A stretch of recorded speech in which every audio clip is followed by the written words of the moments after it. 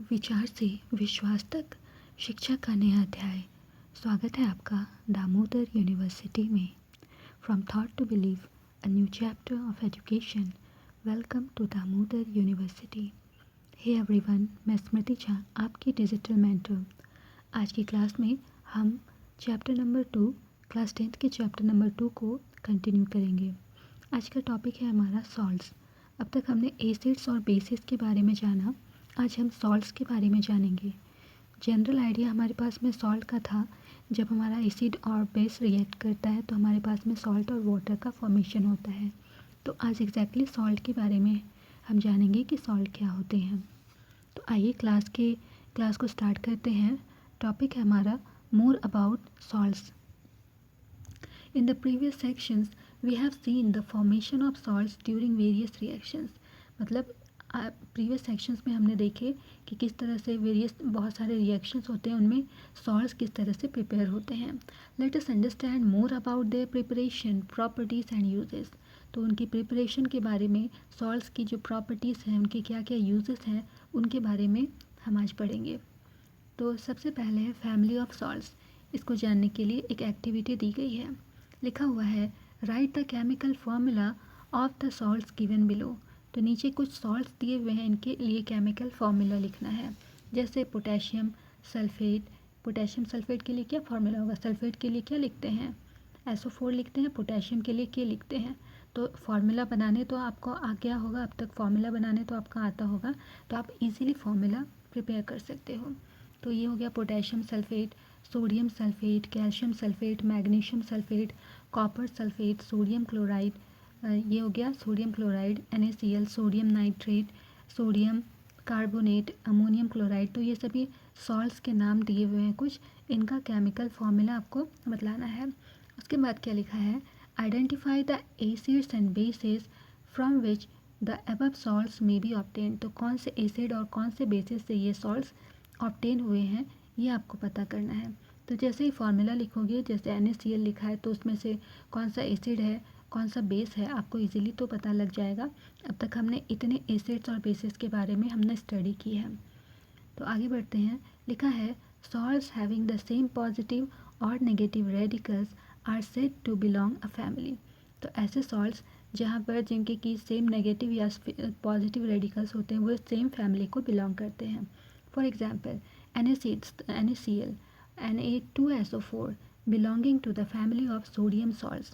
तो ये हमारा सोडियम सॉल्ट्स कहलाते हैं, क्योंकि ये एक ही फैमिली के हैं। NaCl और Na2SO4 सभी सोडियम फैमिली के हैं, इसीलिए ये सोडियम फैमिली सॉल्ट्स कहलाए।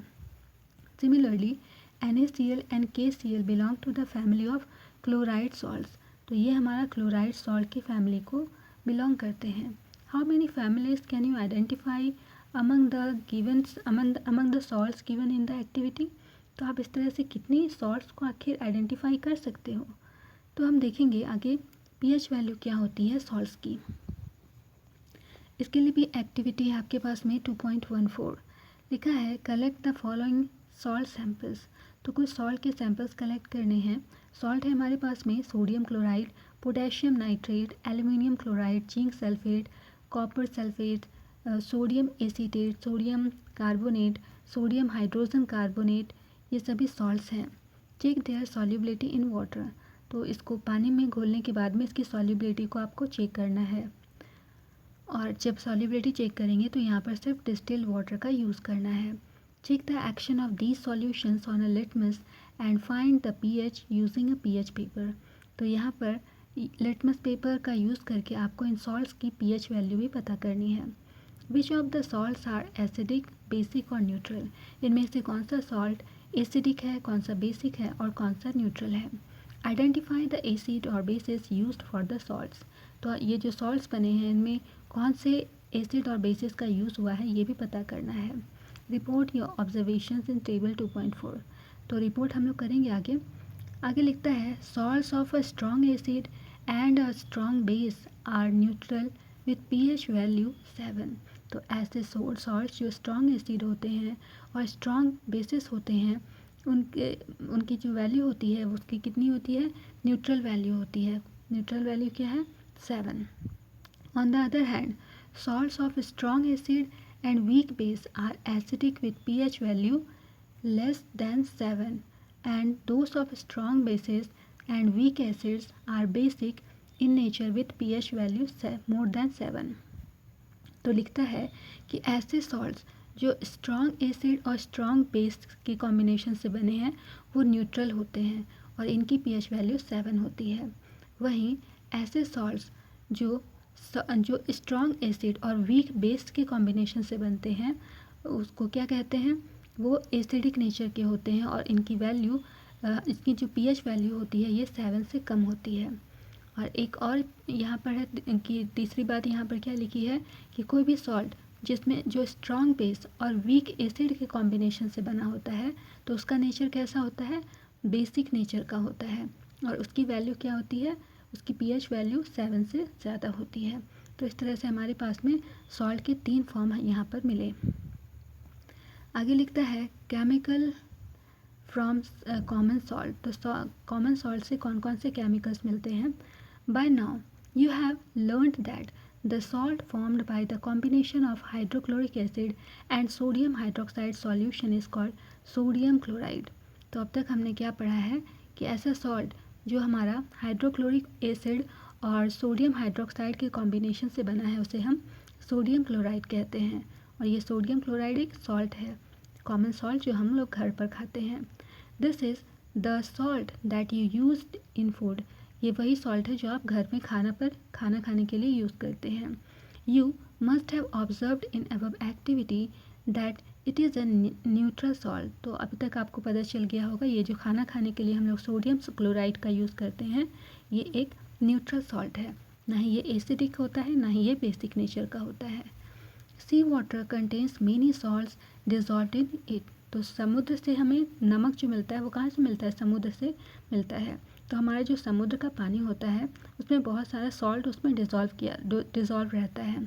Sodium chloride is separated from these salts. तो वहाँ जो उसमें जो सॉल्ट्स अवेलेबल रहते हैं उसमें से सोडियम क्लोराइड को सेपरेट किया जाता है। Deposits of solid salt are also found in several parts of the world. तो इस तरह से हमारे पास में संसार में पूरे वर्ल्ड में बहुत सारी जगह पर इस तरह से सॉल्ट्स के डिपॉजिट्स आपको पाए जाते हैं। These large crystals are often brown due to impurities.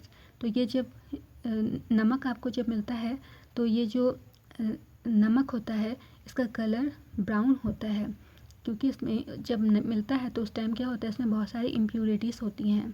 This is called rock salt और इस नमक को जो ब्राउन कलर का जो नमक होता है उसे हम रॉक सॉल्ट कहते हैं।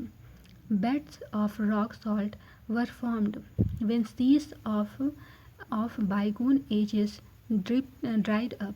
तो पहले क्या होता था, पहले समुद्र जो है काफ़ी फैला हुआ था तो धीरे धीरे क्या हो गया कि समुद्र जो है वो धीरे धीरे सूखने लगा तो वहाँ पर जो सॉल्ट्स थे वो सॉल्ट जो है धीरे धीरे उस जगह पर जम गए और जमने से वहाँ पर क्या हो गया कि रॉक का फॉर्मेशन हुआ और वो जो बेड रॉक्स हैं वो सॉल्ट के फॉर्म में यूज़ किए जाते हैं।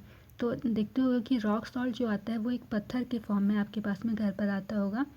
हालांकि अब तो मतलब उसका जो चूर्ण है वो आता है तो लेकिन नेचुरली जब आता है तो ये एक पत्थर के फॉर्म में होता है। Rock salt is mined like coals. तो रॉक सॉल्ट को जैसे कि कोयले की माइनिंग की जाती है ना वैसे ही रॉक सॉल्ट की भी माइनिंग होती है।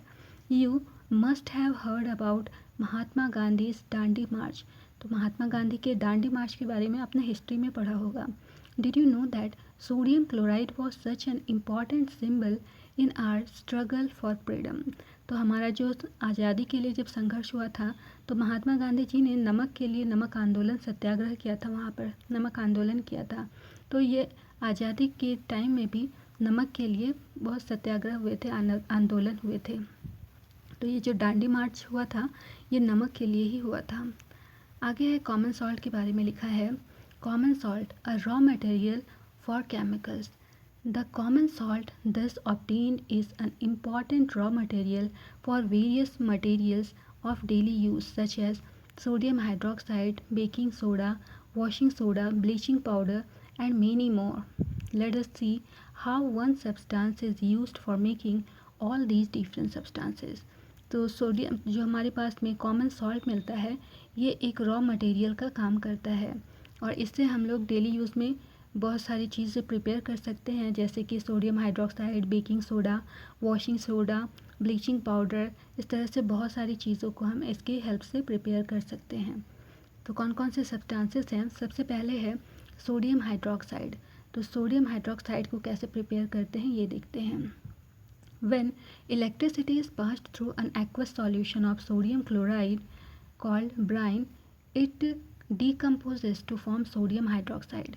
तो हमारे पास में जब सोडियम क्लोराइड के एक्वस सॉल्यूशन से जब इलेक्ट्रिसिटी पास करवाई जाती है तो हमारा जो सोडियम हाइड्रोक्साइड है, ये हमारा जो है ये डिकम्पोज हो जाता है और डिकम्पोज हो जाता है सोडियम हाइड्रोक्साइड में। तो सोडियम क्लोराइड जो था, सोडियम क्लोराइड का जो सॉल्यूशन है, एक्वस सॉल्यूशन, इसको हम लोग ब्राइन के नाम से जानते हैं।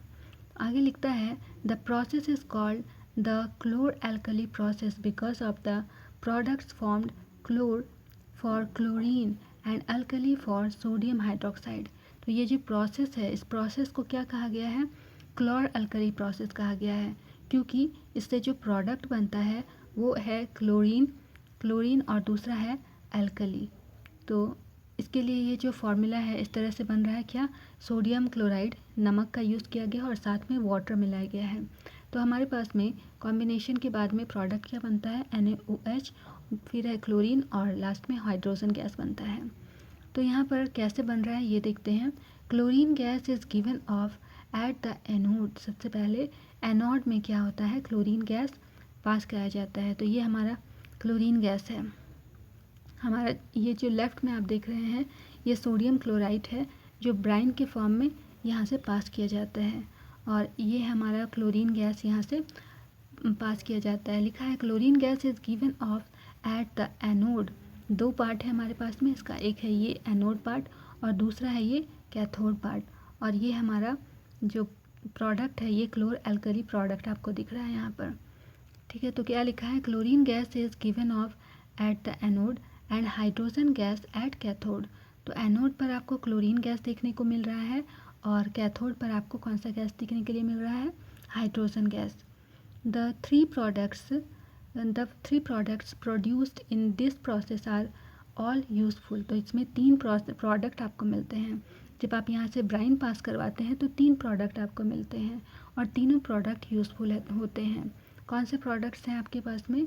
तो हमारे पास में क्लोरीन दिख रहा है, हाइड्रोजन दिख रहा है और है NaOH। ये हमारे पास में प्रोडक्ट है। Figure 2.8 shows the different uses of these products. तो इनके डिफरेंट यूजेस कौन कौन से हैं? जैसे कि हमारा जब ये प्रोडक्ट बना है, ब्राइन पास करने के बाद में एनोड से क्लोरीन पास आउट होता है और कैथोड से हाइड्रोजन गैस, और हमारे पास में फाइनल प्रोडक्ट क्या होता है? Brine containing NaOH। तो हमारे पास में क्लोरीन का यूज़ कहाँ कहाँ होता है? वाटर की ट्रीटमेंट में। तो वाटर क्या होता है, कभी कभी ज़्यादा उसका मतलब pH वैल्यू ज़्यादा या कम होता है तो उसकी ट्रीटमेंट के लिए क्लोरीन का यूज़ करते हैं। स्विमिंग पूल को में जो पानी होता है, वाटर होता है, उसकी सफाई के लिए भी क्लोरीन गैस का यूज़ करते हैं। PVC के लिए भी क्लोरीन का यूज़ होता है। डिसइंफेक्टेंट्स के फॉर्म में इसका यूज़ होता है। क्लोरोफ्लोरोकार्बन्स के फॉर्म में यूज़ होता है और हमारे खेतों में पेस्टिसाइड्स के फॉर्म में इसका क्लोरीन का यूज़ किया जाता है। वहीं ये जो हाइड्रोजन गैस आ रहा है, हाइड्रोजन गैस का यूज़ कहाँ होता है? फ्यूल्स के फॉर्म में यूज़ होता है।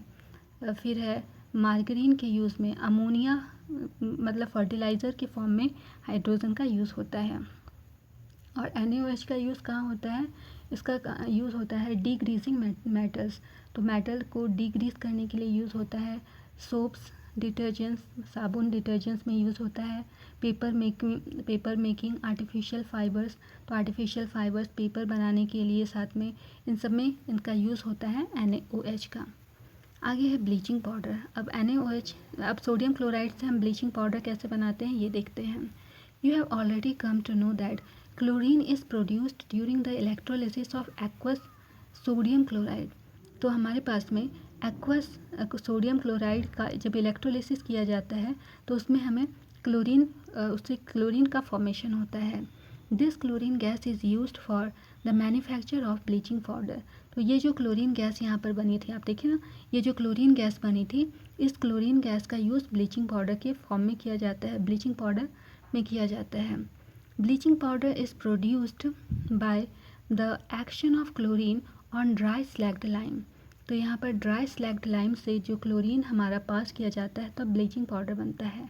Bleaching powder is represented as CaClO whole 2 though the actual composition is quite complex. तो एक्चुअल कंपोजिशन बताना पॉसिबल नहीं है, तो यहाँ पर इसको रिप्रेजेंट किया जाता है ब्लीचिंग पाउडर को CaClO whole 2। तो ये हमारा इक्वेशन है, जैसे कैल्शियम हाइड्रोक्साइड है, इसमें क्लोरीन गैस को हमने पास किया है, ऐसे ना ड्राई स्लैग्ड लाइम है कैल्शियम हाइड्रोक्साइड, इसको ड्राई स्लैग्ड लाइम कहते हैं। तो ड्राई स्लैग्ड लाइम से क्लोरीन गैस को पास किया गया, तो पास करने के बाद में हमारे पास में क्या बन रहा है, ब्लीचिंग पाउडर CaClO whole 2, साथ में कैल्शियम क्लोराइड CaCl2, और साथ में क्या बन रहा है, वाटर का फॉर्मेशन बन रहा है। तो इस तरह से हमारा ब्लीचिंग पाउडर का फॉर्मेशन होता है। अब ब्लीचिंग पाउडर का यूज़ कहाँ होता है? Bleaching powder is used for bleaching cotton and linen in textile industry. तो ब्लीचिंग पाउडर का यूज़ टेक्सटाइल इंडस्ट्री में कॉटन और लिनेन के कपड़े को ब्लीच करने के लिए यूज़ किया जाता है। For bleaching wood pulp in paper factories and for bleaching washed clothes in laundry. तो लॉन्ड्री में और पेपर मेकिंग एरियाज़ में इस ब्लीचिंग पाउडर का भी यूज़ होता है। नेक्स्ट यूज़ क्या है, as an oxidising agent in many chemical industries. तो बहुत सारी केमिकल इंडस्ट्रीज़ में भी ब्लीचिंग पाउडर का यूज़ ऑक्सीडाइजिंग एजेंट के फॉर्म में होता है। Next one is to make drinking water free from germs. तो जो हमारा पीने का पानी होता है उसको जर्म फ्री करने के लिए भी ब्लीचिंग पाउडर का यूज़ किया जाता है। अब ब्लीचिंग पाउडर हमने नमक से बना लिया है। अब है बेकिंग सोडा का फॉर्मेशन सोडियम क्लोराइड यानी नमक से कैसे होता है। The baking soda is commonly used in the kitchen for making tasty crispy pakoras, etc. Sometimes it is added for faster cooking. तो हमारा किचन में बेकिंग सोडा का यूज़ हम लोग पकोड़े बनाने के लिए, पकोड़े को क्रिस्पी बनाने के लिए बेकिंग सोडा का यूज़ करते हैं। कभी कभी जो हमारा कुकिंग का प्रोसेस होता है उसको स्पीड अप करने के लिए, उसका तेज़ बनाने के लिए भी हम लोग बेकिंग सोडा का यूज़ करते हैं। The chemical name of the compound is sodium hydrogen carbonate. तो बेकिंग सोडा का केमिकल नेम है सोडियम हाइड्रोजन कार्बोनेट। फॉर्मूला होता है NaHCO3। It is produced using sodium chloride as one of the raw material. तो baking soda का use कैसे होता है, सोडियम क्लोराइड को रॉ मटेरियल के फॉर्म में यूज़ किया जाता है। तो कैसे हम लोग यूज़ करते हैं, सोडियम क्लोराइड में हम वाटर मिक्स करते हैं, साथ में कार्बन डाइऑक्साइड और अमोनिया NH3 यूज़ करते हैं। तो हमारे पास में क्या सब्सटेंस बनता है, अमोनियम क्लोराइड NH4Cl और साथ में सोडियम हाइड्रोजन कार्बोनेट यानी baking soda NaHCO3। Did you check the pH of sodium hydrogen carbonate in activity 2.14। क्या आपको सोडियम हमने जो लिटमस के बारे में जहाँ पर पढ़ा था वहाँ पर हमने सोडियम हाइड्रोजन कार्बोनेट के pH के बारे में भी देखा था। Can you correlate why it can be used to neutralise an acid. क्या आपको आप पता लगा सकते हैं कि क्यों इसको एसिड को न्यूट्रलाइज करने के लिए यूज़ करते हैं। It is a mild non corrosive basic salt, क्योंकि ये एक mild non corrosive basic salt है। बेसिक ये नेचर में ये बेसिक होता है। The following reaction takes place when it is heated during cooking. तो जब खाना पकाते हैं उस टाइम क्या होता है, इस तरह का रिएक्शन आपको मिलता है। जैसे सोडियम हाइड्रोजन कार्बोनेट यानी कि बेकिंग सोडा है, जब आप इसको हीट कर रहे हैं, खाना पकाने टाइम ये हीट होता है, तो हमारा क्या बनता है, सोडियम कार्बोनेट जिसको Na2CO3 कहते हैं, साथ में वाटर यानी H2O और कार्बन डाइऑक्साइड यानी CO2 गैस बनती है। नेक्स्ट है sodium hydrogen carbonate has got various uses in house holds. तो घर पे बहुत सारे कामों में हमारा बेकिंग सोडे का यूज़ होता है, यानी सोडियम हाइड्रोजन कार्बोनेट का यूज़ होता है। Uses of baking soda, first for making baking powder.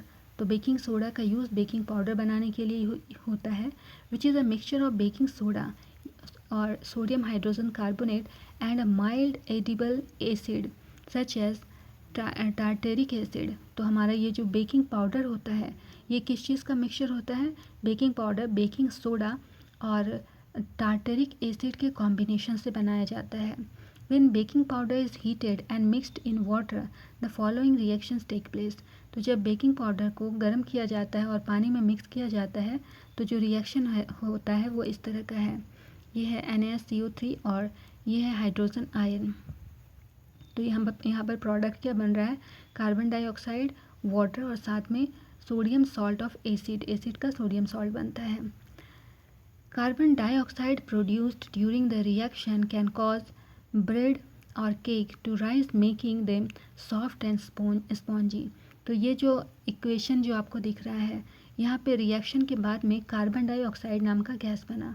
तो ये जो कार्बन डाइऑक्साइड गैस बन रहा है ना, यही रिस्पॉन्सिबल है जब आप केक बनाते हो, उसमें जब बेकिंग पाउडर बेकिंग सोडा डालते हो तो वो फूल जाता है। तो वो फूलता क्यों है, इसी कार्बन डाइऑक्साइड गैस की वजह से वो फूल जाता है, जिस वजह से आपका जो केक है वो सॉफ्ट और स्पॉन्जी बनता है। नेक्स्ट यूज़ है sodium hydrogen carbonate is also an ingredient in antacids. तो एंटासिड के फॉर्म में भी सोडियम हाइड्रोजन कार्बोनेट का यूज़ किया जाता है।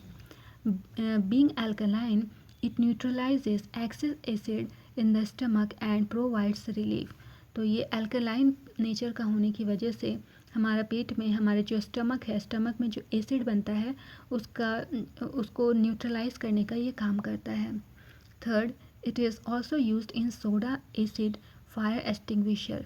तो ये हमारा फायर एक्सटिंग्विशर के रूप में भी इसका यूज़ किया जाता है।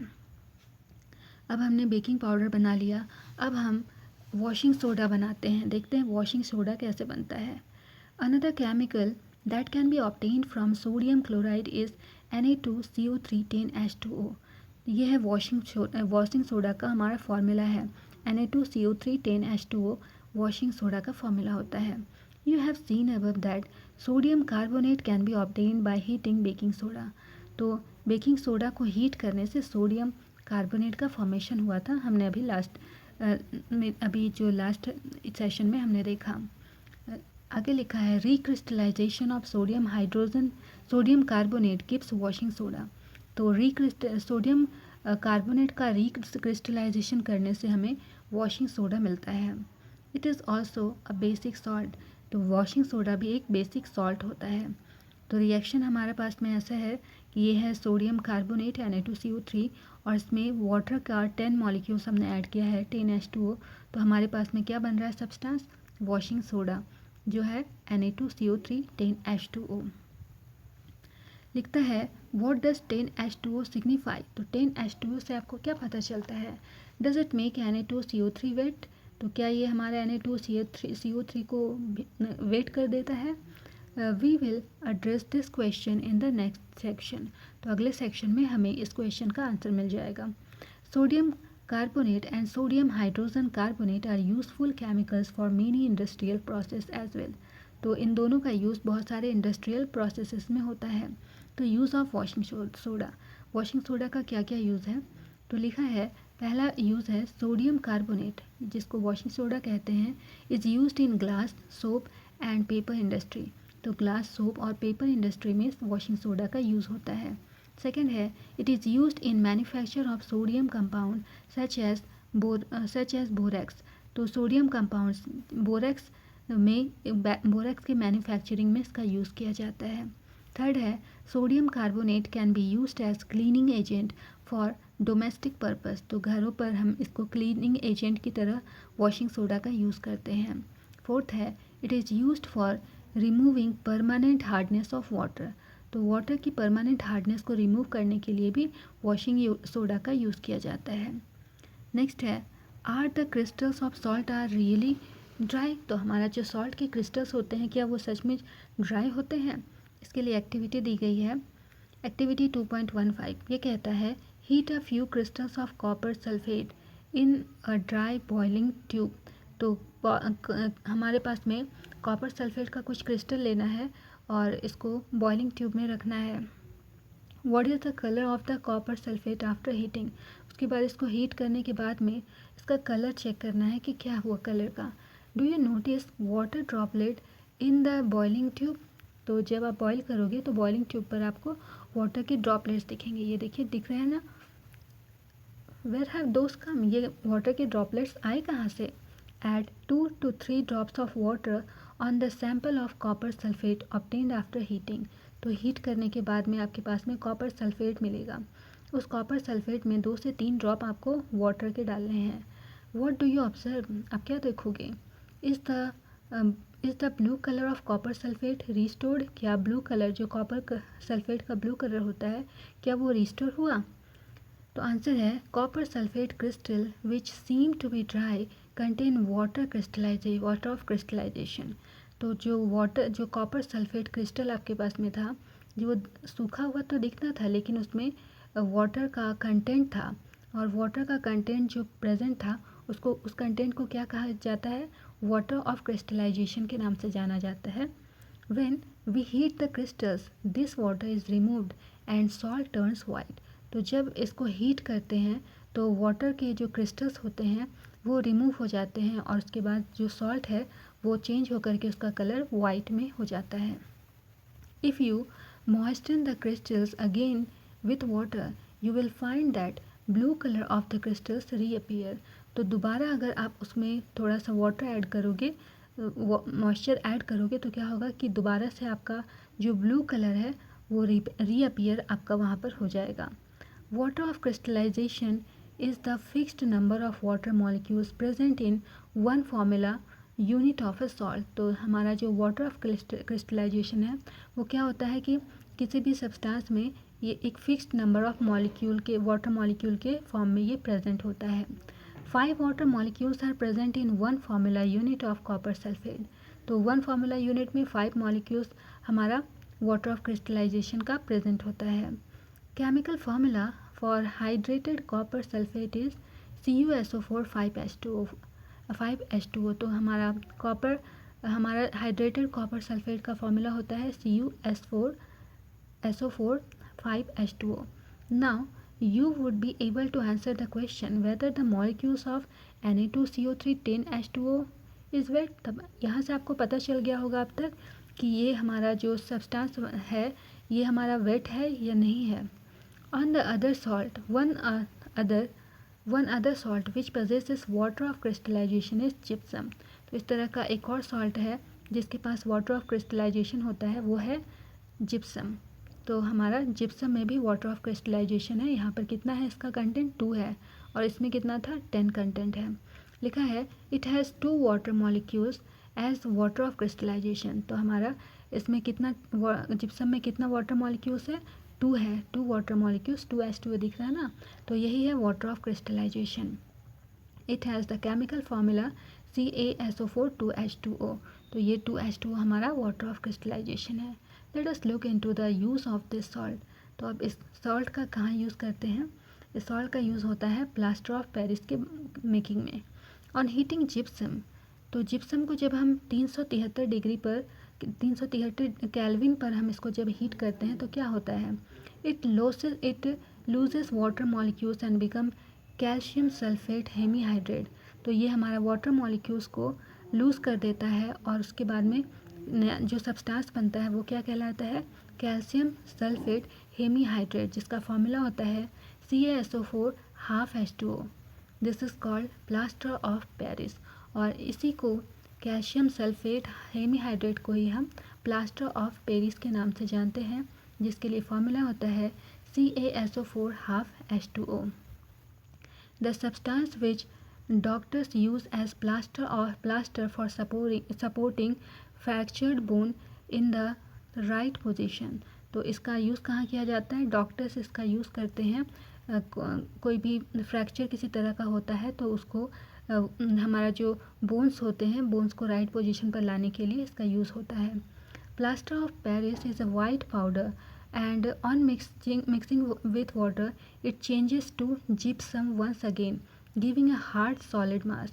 तो प्लास्टर ऑफ पेरिस एक वाइट पाउडर होता है, और जब इसको वाटर के साथ मिक्स करते हैं तो ये दोबारा क्या होता है? जिप्सम में कन्वर्ट हो जाता है और एक हार्ड कलर का सॉलिड सब्सटेंस बन जाता है। तो ये रिएक्शन जो हुआ है, ये रिएक्शन को इस तरह से लिखा गया है कुछ। ये है plaster of Paris CaSO4 ½ H2O। जब इसमें हमने वाटर ऐड किया है तो ये बना है जिप्सम, जिसके लिए फॉर्मूला है SO4 to H2O। आगे लिखा है note that only half a water molecule is shown to be attached as water of crystallisation. तो यहाँ पर वाटर ऑफ क्रिस्टलाइजेशन को यहाँ पर कितना दिखलाया गया है, हाफ। इसकी वैल्यू कितनी है, half. How can you get half a water molecule? तो आप किसी भी वाटर मॉलिक्यूल का हाफ कैसे फाइंड कर सकते हैं? It is written in this form because two formula units of CaSO4 share one molecule of water. तो यहाँ पर 2 है हमारा CaSO4, ये कितना मॉलिक्यूल ऑफ वाटर को शेयर कर रहे हैं, एक मॉलिक्यूल ऑफ वाटर को शेयर कर रहे हैं, इसलिए हमने इसे लिखा है 1.5 H2O। Plaster of Paris is used for making toys, materials for decoration and for making surface smooth. तो किसी भी सरफेस को स्मूथ करने के लिए, टॉयज़ बनाने के लिए, डेकोरेशन के लिए, डेकोरेटिव मटेरियल्स को बनाने के लिए प्लास्टर ऑफ पेरिस का यूज़ किया जाता है। Try to find out why is calcium sulphate hemihydrate called plaster of Paris. तो अब हमें ये पता करना है कि हम कैल्शियम सल्फेट से हेमीहाइड्रेट को प्लास्टर ऑफ पेरिस क्यों कहते हैं, पता करेंगे। आगे हमारे पास में कुछ क्वेश्चंस हैं, इन्हें देखने से पहले हमने एक बार क्या इस चैप्टर में पढ़ा, क्या समरी है, समरी को भी देख लेते हैं। तो समरी है क्या कहती है, सबसे पहले हमने देखा था एसिड्स एंड बेसिस के बारे में। एसिड क्या होता है, acid base indicators are dyes और mixtures of dyes which are used to indicate the presence of acids and base. तो यहाँ पर सबसे पहले एसिड बेस इंडिकेटर के बारे में बतलाया गया है। एसिड बेस इंडिकेटर क्या होते हैं, ये डाइस होते हैं। ये डाई क्या करता है, इंडिकेट करता है कि कौन सा सब्सटेंस हमारा एसिडिक है, कौन सा बेसिक है। नेक्स्ट पॉइंट है acidic nature of a substance is due to the formation of hydrogen ions in solution. तो कोई भी सब्सटेंस एसिडिक है कैसे पता चलता है, वो हमारा हाइड्रोजन आयन रिलीज करता है सॉल्यूशन में। नेक्स्ट है formation of OH minus ion is in the solution responsible for basic nature of substance. तो कोई भी सब्सटेंस नेचर में बेसिक है कैसे पता चलता है, उसमें क्या होता है, OH माइनस आयन रिलीज होता है। थर्ड पॉइंट है when an acid react with a metal hydrogen gas is evolved and corresponding salt is formed. तो कोई भी एसिड जब मेटल के साथ रिएक्ट करता है तो हाइड्रोजन गैस इवॉल्व होता है और साथ में सॉल्ट का भी फॉर्मेशन होता है। नेक्स्ट पॉइंट है when a base react with a metal, कोई भी मेटल जब बेस के साथ रिएक्ट करता है along with evolution of hydrogen gas a salt is form. तो हमारे पास में क्या होता है, हाइड्रोजन गैस इवॉल्व होता है और साथ में सॉल्ट का फॉर्मेशन होता है which has a negative ion composed of the metal and oxygen, जिस पर नेगेटिव आयंस प्रेजेंट होते हैं, साथ में composed of metals and oxygens present होते हैं। When an acid react with metal carbonate और मेटल हाइड्रोजन कार्बोनेट, तो कोई भी एसिड जब मेटल कार्बोनेट या फिर मेटल हाइड्रोजन कार्बोनेट से रिएक्ट करता है तो क्या होता है, it gives the corresponding salt. तो इसके करस्पॉन्डिंग सॉल्ट्स आपको मिलते हैं, साथ में कार्बन डाइऑक्साइड गैस मिलता है और वाटर भी मिलता है। नेक्स्ट पॉइंट है acidic and basic solutions in water conduct electricity. तो एसिडिक और बेसिक सॉल्यूशन जो वाटर में जब प्रेजेंट होता है तो इलेक्ट्रिसिटी कंडक्ट करता है। क्यों कंडक्ट करता है, because they produce hydrogen and hydroxide ions respectively. ऐसा इसलिए होता है क्योंकि उसमें हाइड्रोजन और हाइड्रोक्साइड आयंस प्रेजेंट होते हैं, वो हाइड्रोजन और हाइड्रोक्साइड आयंस रिलीज करते हैं। नेक्स्ट पॉइंट है the strength of an acid और an alkali can be tested by using a scale called the pH scale which gives the measure of hydrogen ion concentration in a solution। तो किसी भी acid या base, किसी भी acid का या फिर किसी अल्कली का अगर आपको टेस्ट करना है स्ट्रेंथ, तो कैसे करोगे, pH वैल्यू से आपका पता चलता है कि उसका स्ट्रेंथ क्या है। pH वैल्यू 0 से लेकर के 14 के बीच में प्रेजेंट होती है। Next point is a neutral solution has pH is of exactly 7। कोई भी सॉल्यूशन अगर न्यूट्रल है तो उसका pH कितना होता है, एग्जैक्टली 7 होता है। while an acidic solution has a pH less than 7 and a basic solution a pH more than 7। तो कोई भी सॉल्यूशन अगर एसिडिक है तो उसका pH वैल्यू 7 से कम होता है, जबकि कोई भी सॉल्यूशन अगर बेसिक है तो उसका pH वैल्यू 7 से ज़्यादा होता है। Next point is living beings carry out their metabolic activities within an optimal pH range. तो लिविंग बींग्स अपने मेटाबॉलिक एक्टिविटीज़ अपनी ऑप्टिकल pH रेंज पर प्रोड्यूस करते हैं। नेक्स्ट है मिक्सिंग कॉन्सेंट्रेटेड एसिड्स और bases with water is a highly exothermic process. तो कोई भी कॉन्सेंट्रेटेड एसिड या फिर बेस के साथ में जब हम वाटर मिक्स करते हैं तो ये जो रिएक्शन होता है इनके बीच में वो हाईली एक्सोथर्मिक रिएक्शन होता है, बहुत ही ज़्यादा हीट प्रोड्यूस होती है इनसे। नेक्स्ट है acids and bases neutralise each other to form corresponding salt and water. तो एसिड और बेस एक दूसरे को न्यूट्रलाइज करते हैं और इसमें क्या होता है, हमारे पास में सॉल्ट और वाटर का फॉर्मेशन होता है। नेक्स्ट है water of crystallisation is the fixed number of water molecules present in one formula unit of salt. तो वाटर ऑफ क्रिस्टलाइजेशन क्या होता है, किसी भी वाटर मॉलिक्यूल का एक फिक्स्ड नंबर होता है। नेक्स्ट पॉइंट है salts have various uses in everyday life and in industries. तो हमारा जो सॉल्ट बनता है उसका हमारा एवरीडे लाइफ में और इंडस्ट्रीज़ में बहुत ज़्यादा इसके यूजेस होते हैं।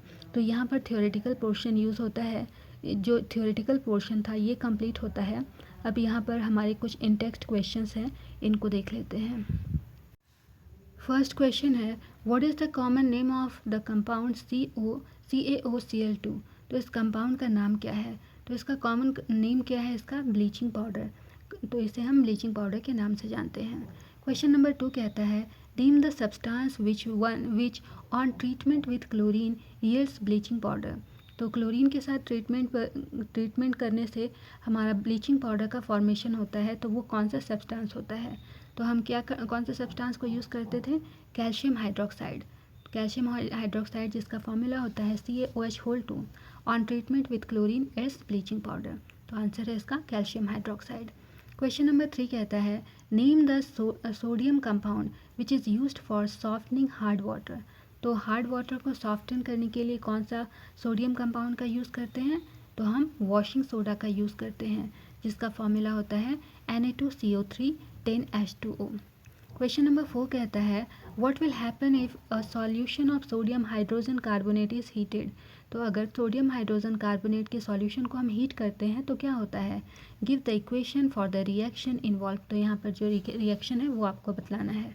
तो है आंसर क्या है, when a solution of sodium hydrogen carbonate is heated, sodium carbonate and water are formed with the evolution of carbon dioxide gas।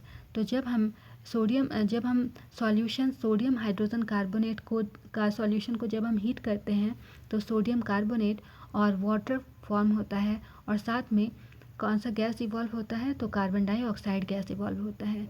तो रिएक्शन हमारा इस तरह से है NaHCO3 जिसको हम सोडियम हाइड्रोजन कार्बोनेट कहते हैं, इसको जब हम हीट कर रहे हैं तो हमारे पास में सोडियम कार्बोनेट बन रहा है जिसका फॉर्मूला है Na2CO3, साथ में वाटर बन रहा है जिसका फॉर्मूला है H2O और साथ में कार्बन डाइऑक्साइड गैस बन रही है जिसका फॉर्मूला है CO2। क्वेश्चन नंबर 5 कहता है right an equation two show the reaction between plaster of Paris and water. तो प्लास्टर ऑफ पेरिस और वाटर के बीच में जो रिएक्शन होता है उसके लिए आपको इक्वेशन लिखना है। तो the chemical equation for the reaction of plaster of Paris and water can be represented as. तो ये हमारा इक्वेशन है, क्या प्लास्टर ऑफ पेरिस हमारा CaSO4 हाफ H2O, ये है प्लास्टर ऑफ पेरिस और इसमें 1.5 H2O मिक्स किया है हमने, तो हमारे पास में सब्सटेंस बना है, इसको कहा गया है जिप्सम, जिसके लिए फॉर्मूला है CaSO4 2H2O। तो मेरे प्यारे बच्चों ये थी हमारी आज की क्लास। यदि कोई भी डाउट हो तो आप अपने डाउट्स हमारे DU के कमेंट सेक्शन में ज़रूर पूछें, मैं हर एक लर्नर को रिप्लाई देने की कोशिश करूँगी। Okay then, keep learning, keep growing only at DU। मिलते हैं अगली क्लास में, बाय बाय।